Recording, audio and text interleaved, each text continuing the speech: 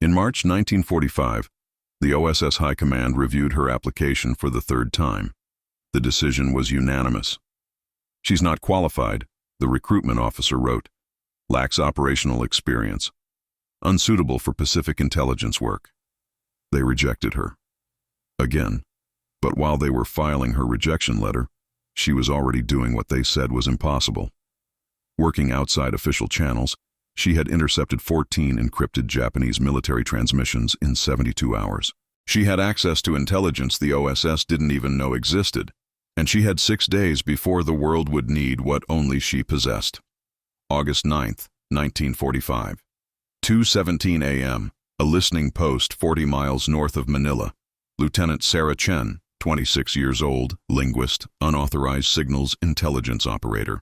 This is the story of the unqualified woman who intercepted Japan's surrender before General MacArthur knew the war was ending.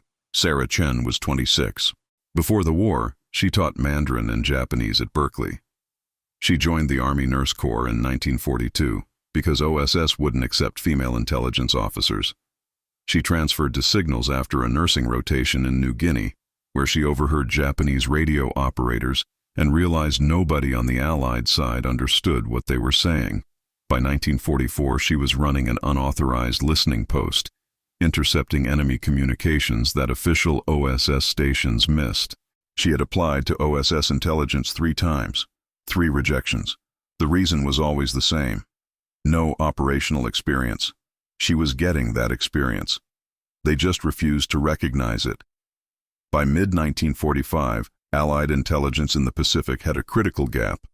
OSS stations could intercept Japanese military radio traffic, but translation took 48 to 72 hours. By the time analysts understood what the Japanese were planning, the intelligence was obsolete. The delay had cost lives. In April 1945 alone, 347 American casualties resulted from attacks that Japanese radio operators had discussed openly 36 hours before they happened. The problem was technical and bureaucratic.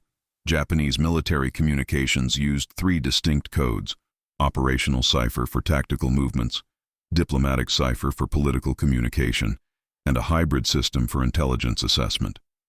OSS had cryptographers for the first 2. Nobody had cracked the hybrid system. The OSS Tokyo desk believed the hybrid transmissions were administrative noise. They ignored them. Sarah Chen had been listening to those administrative transmissions for 8 months. She recognized patterns. The hybrid system wasn't administrative. It was strategic assessment. Japanese commanders used it to communicate their read of the war's direction. It was intelligence gold. She filed a report in December 1944 explaining the significance. The OSS section chief returned it with a note: "Translation speculation. File under unverified female observations." The dismissal had consequences, real consequences measured in body counts. Lieutenant James Morrison, 24, from Ohio, June 3, 1945. His patrol was ambushed 12 kilometers west of Clark Air Base. 7 men killed.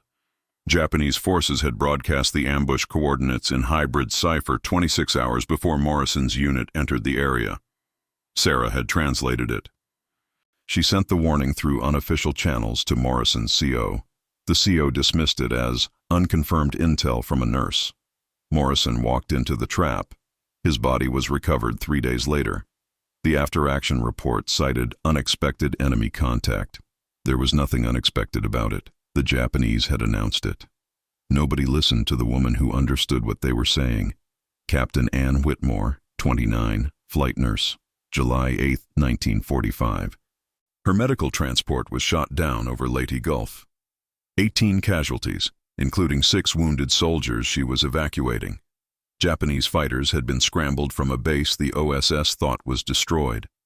Sarah had intercepted confirmation that the base was operational, transmitted in hybrid cipher 48 hours before the shootdown.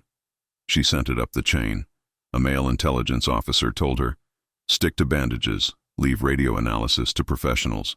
Ann Whitmore died because professionals ignored her. The official report attributed the shootdown to insufficient reconnaissance. The reconnaissance existed. It just came from someone they refused to take seriously. August 9, 1945. 11:47 p.m.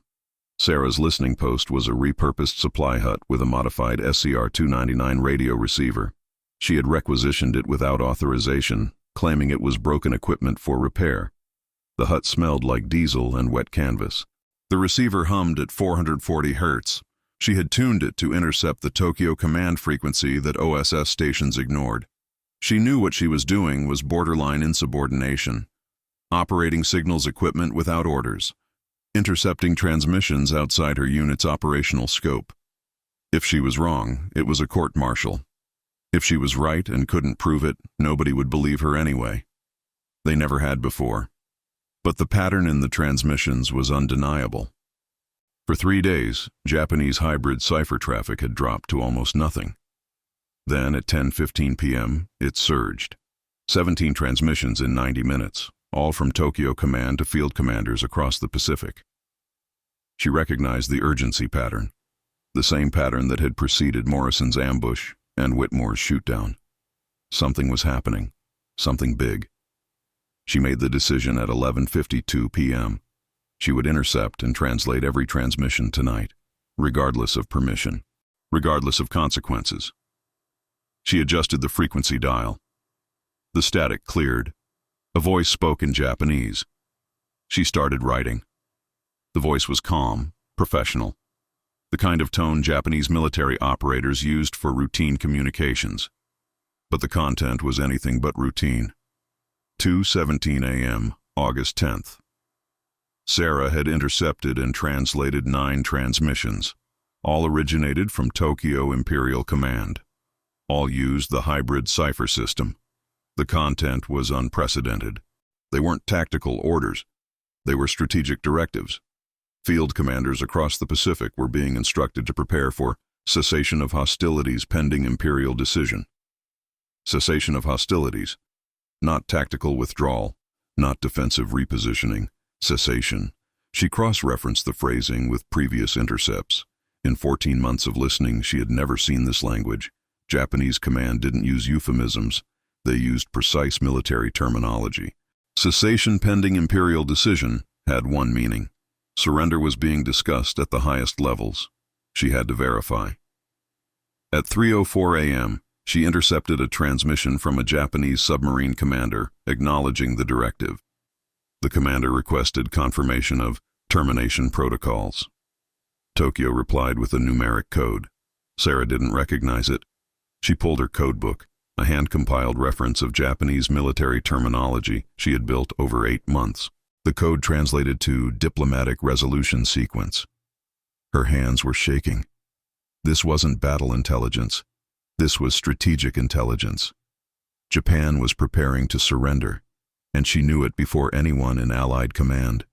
The implications were staggering. If Japan was preparing to surrender, Allied operations planned for the next 72 hours would be unnecessary. Bombing raids, naval strikes, ground assaults, thousands of casualties on both sides, all preventable if commanders knew what she knew. But they wouldn't know unless she told them. And they had spent 8 months not listening to her. She sent the translation to OSS Manila at 4:22 a.m. The duty officer's response arrived at 5:01 a.m. Source unverified. Await official SIGINT confirmation. They didn't believe her. She sent a second message at 5:47 a.m. explaining the context, the pattern of transmissions, the hybrid cipher system, the specific terminology indicating strategic shift. The duty officer's response at 6:23 a.m. Lieutenant Chen, submit intelligence through proper channels with verification from authorized SIGINT personnel. Authorized personnel. She had been doing this job for 8 months. She had predicted Morrison's ambush. She had warned about Whitmore's shootdown. She had been right every time. But she still wasn't authorized. August 10th through 14th. Sarah continued intercepting transmissions. The pattern intensified. Japanese commanders were receiving explicit instructions to stand down offensive operations. Submarine fleets were being recalled. Air squadrons were being grounded. The evidence was overwhelming. She sent 3 more reports to OSS Manila. All were dismissed as premature analysis or unconfirmed speculation. On August 12th, a male OSS intelligence officer sent her a message. Lieutenant Chen, your enthusiasm is noted, but intelligence assessment requires operational experience you do not possess. Recommend you cease unauthorized signals work and return to nursing duties. They weren't just ignoring her. They were trying to shut her down. But Sarah noticed something else. Starting August 11th, Japanese diplomatic transmissions shifted from hybrid cipher to plain diplomatic code. The code OSS could read. It was deliberate. Tokyo was sending surrender feelers through channels they knew the Allies monitored. But the Allies weren't responding fast enough. MacArthur's intelligence staff was waiting for official confirmation through diplomatic channels that hadn't been established yet. Sarah realized what was happening. Japan was ready to surrender. Allied command wasn't ready to receive it. The gap could cost days, maybe weeks. And every day of delay meant more casualties, more Morrisons, more Whitmores, more deaths that could be prevented if someone would just listen. She made a decision that could end her military career. She would bypass OSS entirely. There was a Navy intelligence liaison at Clark Air Base, Commander Robert Hayes. She had met him once during a joint briefing in June. He had been polite, professional. He hadn't dismissed her the way OSS officers did. It was a thin thread of credibility, but it was all she had. She drafted a comprehensive intelligence summary on August 13th. Every intercept, every translation, every piece of evidence that Japan was preparing to surrender. She included technical details, transmission frequencies, cipher patterns, timestamp analysis. She made it impossible to dismiss as speculation. This was data, verifiable, technical, irrefutable data. She sent it to Commander Hayes at 9:34 p.m. on August 13th with a single-line message. Request urgent review. Believe Japanese surrender imminent within 48 hours. Hayes responded at 11:07 p.m. Reviewed your analysis. Can you verify source reliability? She responded, I am the source. I have been intercepting these transmissions for 8 months. I have been right about enemy movements 23 times. I was wrong 0 times. I am right about this. Hayes responded at 11:52 p.m. Stand by. August 14th, 11:36 p.m. Sarah intercepted a transmission unlike anything she had heard before. It came from Tokyo Imperial Command. The cipher was hybrid, but the phrasing was formal, almost ceremonial. It was addressed to all Japanese Pacific commanders simultaneously. She translated it in real time. Imperial Command directs immediate cessation of all hostile operations. Notification of Allied acceptance of surrender terms transmitted via diplomatic channels. All forces await formal Imperial address. Prepare for occupation protocols. Surrender terms. Allied acceptance. Imperial address. Japan had surrendered. The transmission timestamp was 11:36 p.m., August 14th, Manila time. Sarah checked the date. In Tokyo, it was already August 15th. The Emperor's surrender address would be broadcast in hours. But Allied command didn't know. MacArthur's headquarters was 40 miles south. Official diplomatic confirmation hadn't reached him yet. She had the intelligence that would end the war, and nobody was listening to her. She had one option. There was a field telephone line that connected her listening post to a logistics depot. The depot had direct radio contact with MacArthur's HQ. She called the depot at 11:58 p.m. A corporal answered. This is Lieutenant Chen, Signals Intelligence.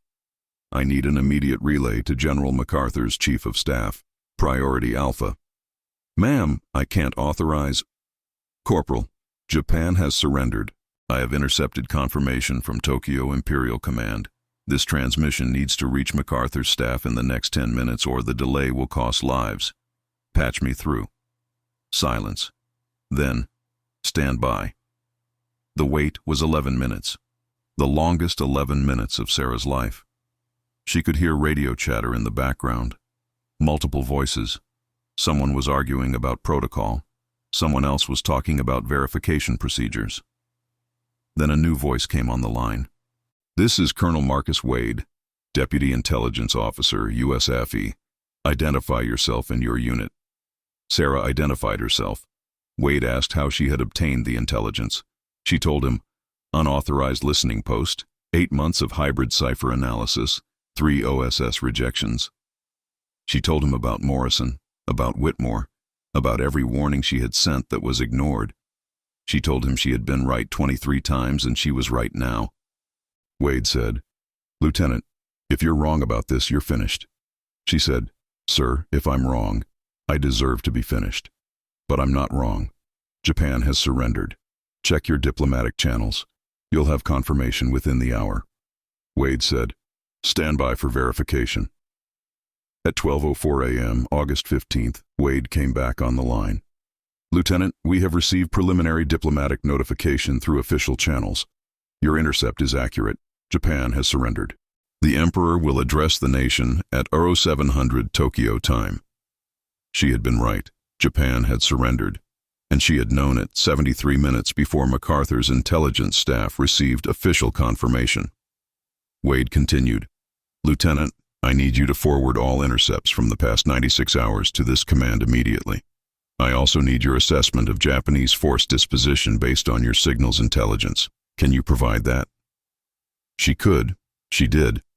She spent the next 4 hours compiling every piece of intelligence she had gathered. Wade's staff reviewed it. They cross-referenced it with diplomatic communications that were now flowing through official channels. Everything Sarah had intercepted was accurate. Every translation was correct. Every assessment was sound. At 4:47 a.m., Wade sent her a message.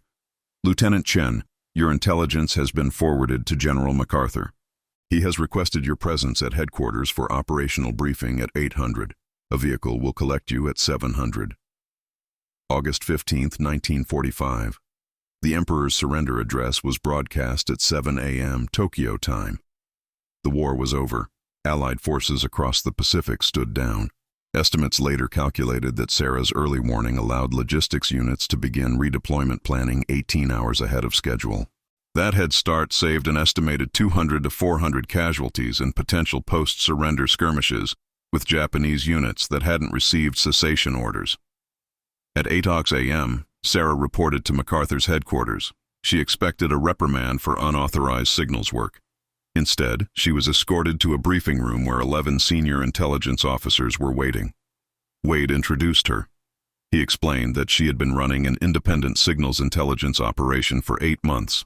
He explained that her intercepts had predicted enemy movements with 100% accuracy. He explained that she had intercepted Japan's surrender 73 minutes before official confirmation. One of the officers asked why OSS hadn't been using her intelligence.